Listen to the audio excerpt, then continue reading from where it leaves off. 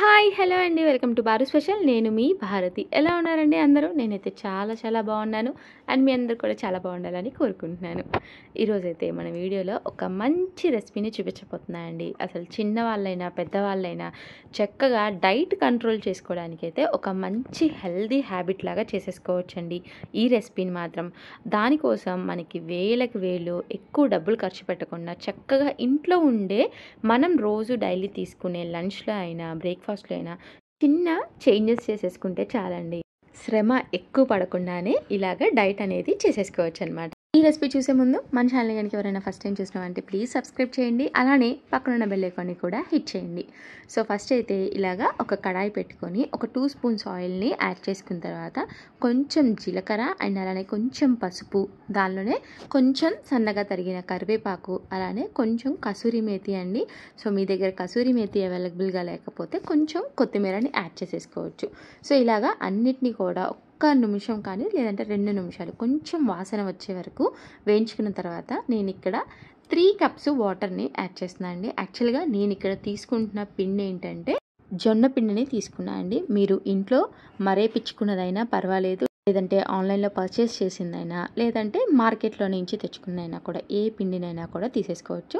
So ఇక్కడ నేను 3 cups వాటర్ని యాడ్ చేసేసుకొని కొంచెం సరిపడా సాల్ట్ని యాడ్ చేసుకున్న ఇలా కొంచెం మరగనివ్వాలండి వాటర్ని. ఇలా మరిగిపోయిన తర్వాత ముందు నేను పిండినంతా కూడా ఒక ప్లేట్లోకి వేసేసుకుంటున్నాను.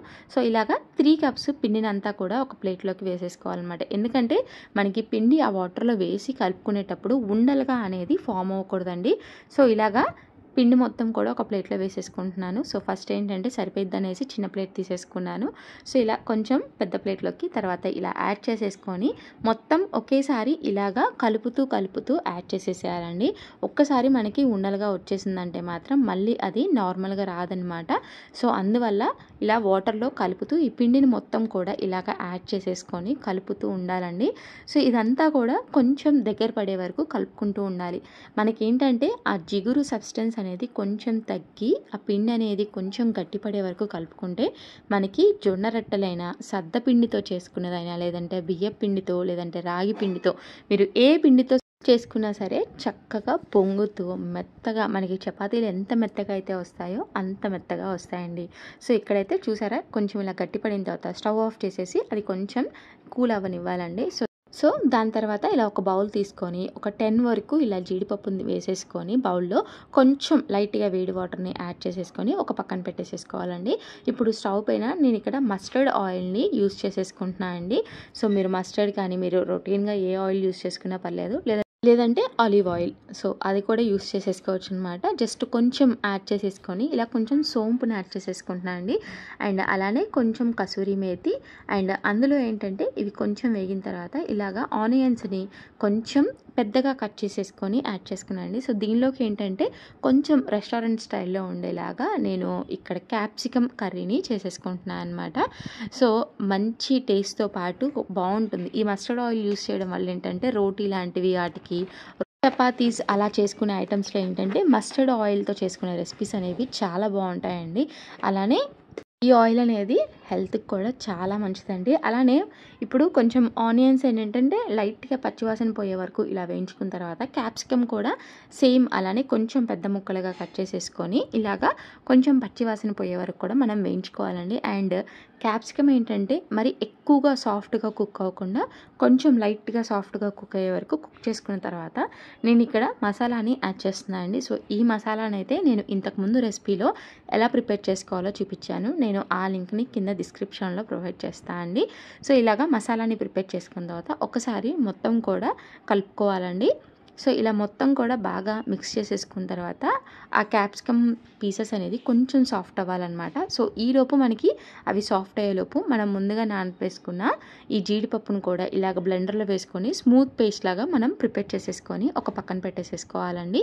సో ఇలాగా మనం క్యాప్సికమ్కి ఏంటంటే కొంచెం సాఫ్ట్ అయిపోయాయి కదండి. సో ఇప్పుడు దీనిలోకి సరిపడా సాల్ట్ని కూడా యాడ్ చేసేసుకోవాలి. అలానే కొంచెం రుచికి సరిపడా కారాన్ని కూడా యాడ్ చేసేసుకోండి. మనకి ఆల్రెడీ మసాలా అయితే కొంచెం ఎండుమిర్చిని యాడ్ చేసేసాయండి. సో దీనిలోకి కొంచెం స్పైసీగా ఉంటే బాగుంటుంది అని చెప్పేసి కొంచెం కారాన్ని యాడ్ చేసేసుకున్నాను. అలానే కొంచెం ధనియా పౌడర్ని కూడా యాడ్ చేసేసుకొని బాగా కంబైన్ చేసుకున్న తర్వాత మనం ముందుగా రెడీ చేసి పెట్టుకున్న జీడిపప్పు పేస్ట్ని కూడా ఇందులోకి యాడ్ చేసేసుకొని బాగా మిక్స్ చేసేసుకోవాలండి. సో ఇదంతా కూడా బాగా మిక్స్ అయిపోయి మనకి ఒక 2 to 5 మినిట్స్ పాటు కుక్ చేసేసుకోవాలండి. కానీ కుక్ చేసుకునే ముందు ఇలా కొంచెం వాటర్ యాడ్ చేసేసుకొని కుక్ చేసేసుకోండి.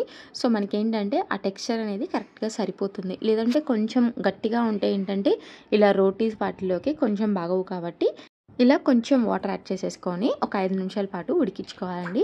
సో ఈలోపు ఏంటంటే మనం ముందుగా రెడీ చేసి పెట్టుకున్నాం కదండి పిండిని. సో ఇదంతా ఏంటంటే బాగా నీట్ చేసేసుకోవాలన్నమాట. మనకి ఎంత బాగా కలుపుకుంటే మనకి ఆ చపాతీలు అనేవి అలా పొంగుతాయండి. సో మనం కొంచెం ఒక 2 మినిట్స్ పాటు ఏంటంటే బాగా నీట్ చేసేసుకొని ఇలాగా పిండి మొత్తం కూడా ఒక ఉండలాగా చేసేసుకొని పక్కన పెట్టేసేసుకోవాలి. సో మనకి ఈ పిండిని కలిపేసుకునే లోపు మనకి కర్రీ అనేది రెడీ అయిపోయిందండి. సో చూసారా చక్కగా మంచి స్మెల్ వస్తుందన్నమాట. సో ఆ మసాలా అండ్ అలానే క్యాప్సికమ్ కొంచెం కుక్ అయిపోయిన స్మెల్ చాలా బాగా వస్తుంది స్మెల్ అయితే. సో ఇలాగా మనకి కర్రీ అయితే రెడీ అయిపోయింది కదా. సో ఇప్పుడు దీన్ని పక్కన పెట్టేసేసుకొని మనం ఇందాక కలుపుకున్న పిండిలో నుంచి ఒక చిన్న బాల్ సైజ్గా తీసేసుకొని ఇలాగా ఆ జొన్న పిండిని పైన డస్టింగ్ కోసం కూడా యూస్ చేసేసుకోండి. సో అలా యూస్ చేసుకున్న తర్వాత మనం చపాతీలు రుద్దినట్టుగా గట్టిగా కాకుండా కొంచెం సాఫ్ట్గా ప్రెస్ చేయాలండి. ఎక్కువ గట్టిగా ప్రెస్ చేస్తే మనకి ఆ పేపర్కి కానీ లేదంటే కవర్కి కానీ అతుక్కుపోయి అస్సలు రావన్నమాట. సో మీకు కనుక మరీ తడిగా ఉంటే కొంచెం పైన ఆ పిండిని చల్లుకుంటూ మీరు ఇలా రోటీస్ని ప్రిపేర్ చేసేసుకోవాలండి అన్నిటినీ కూడా. సో ఇలాగా మనం ప్రిపేర్ చేసుకున్న తర్వాత నేనైతే ఇక్కడ కొంచెం మందంగానే చేసేసుకుంటున్నాను అండి, మరీ పలుచగా కాకుండా.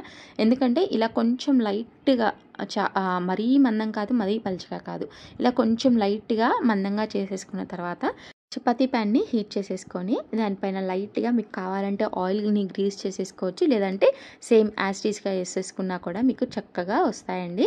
సో మెత్తగా కూడా ఉంటాయన్నమాట. సో ఇలాగ కొంచెం పొంగుతూ ఇలా ప్రెస్ చేస్తూ కనుక ఇలా రెండు వైపులా కాల్చుకున్నారంటే చాలా బాగా వస్తాయండి. అసలు పిల్లలు కూడా మారం చేయకుండా తింటారనమాట. మా పిల్లలకైతే బాగా నచ్చాయి. సో ఎందుకంటే చపాతీలు మనకి ఎంత సాఫ్ట్గా వచ్చేస్తాయో ఇది కూడా అంత సాఫ్ట్గా వచ్చిందనమాట. సో చూసారా బాగా పొంగుతూ రెండు వైపులా కూడా అలా వచ్చేసింది. సో ఇలా రెండు వైపులా కూడా మీడియం ఫ్లేమ్లో పెట్టుకొని కాల్చుకోండి. సో చాలా చక్కగా వస్తాయి. సో నైట్ రైస్ మానుకొని రోటీస్ తినే వాళ్ళు కూడా ఏంటంటే రోజు చపాతీలే కాకుండా ఇలా ఒకరోజు సద్దవి, లేదంటే ఒకరోజు జొన్నలవి, లేదంటే ఒకరోజు బియ్యపు పిండివి, అలాగా ఒకరోజు రాగి, ఒకరోజు మిక్స్డ్ అలా తీసేసుకుంటే చేంజ్కి చేంజ్ ఉంటుంది, అలానే టేస్ట్కి టేస్ట్ కూడా చాలా చక్కగా ఉంటుంది. సో దాంతోపాటు ఇలా మనం ముందుగా రెడీ చేసుకున్న క్యాప్సికమ్ మసాలా కర్రీతో కూడా ఇలాగా సర్వ్ చేసేసుకొని తిన్నామంటే చాలా బాగుందండి టేస్ట్. అసలు రెండు తింటే పుట్టు అయితే ఫుల్ అయిపోయిందనమాట. సో మీకు కనుక నచ్చితే ఈ రెసిపీని లైక్ చేసి మీరు మీ ఇంట్లో ట్రై చేసి మీ వాల్యుబుల్ కామెంట్స్ని కామెంట్ సెక్షన్లో కామెంట్ చేయండి. అలానే మన ఛానల్ కనుక ఎవరైనా ఫస్ట్ టైం చూసినామంటే ప్లీజ్ సబ్స్క్రైబ్ చేయండి. అలానే పక్కన బెల్ ఐకాన్ కూడా హిట్ చేయండి. మీకు నచ్చితే మీ ఫ్రెండ్స్ అండ్ ఫ్యామిలీకి కూడా షేర్ చేయండి. Thank you for watching.